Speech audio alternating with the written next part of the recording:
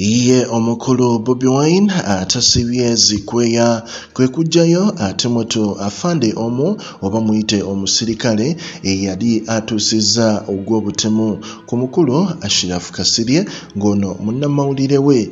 Bobi Wine yatandise ate mission gye bayita profile expose era nga profile expose eno yakulabisa bantu sawa yakulabisa buli yayina ekikolobero kyakoze atemudde agenda kuba amutimba ku peji ye olwo buli omu ate n'ensi emulabe nti ono ye yakola ekintu gindi. Era mu mbeera eyo omukulu Bobi Wine ate yasoose kutulaga omu ate kubani ffenna tujjukira omukulu Dr. Kizza Besigye nga Bobi Wine tanajja waliwo omwami eyamukuba pepper spray mu mmotoka yamuyisa bubi nnyo yamukubamu pepper spray ate ng'omukulu Besigye ali mu mmotoka pepper spray yo nejjula nnyo emmotoka ate nga eba ya bulabe nnyo. Era Bobi Wine mu kumulabisa wenjogerera yagenze okumupostinga ng'omukulu ono naye yabadde wali mu kooti nga bamutaddeko omusango ogw'okukola kye bayita trafficking oba okukusa abantu nga bamutaddeko omusango okukusa abantu era nga bamusindise eruzira paka mu August nga 18 omwezi ogwa 2022. So naye oyo si yandese just nkunnyonnyola omukulu Bobi Wine kye yatandise kye bayita profiling.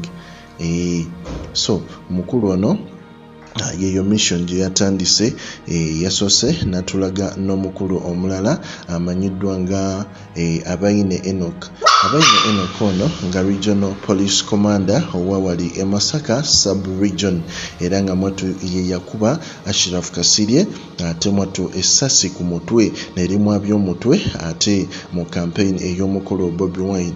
Omukulu ono kasirye essaawa zino Bobi Wine gwe yatwala mu America mukama yazabibye kwe kweyongerako n'erinnya erimanyiddwa nga Miracle.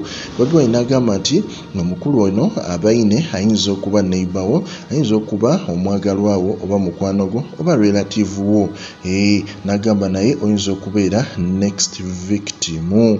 N'agamba buli ayina details kwono mweyongere okuba nga muzipostinga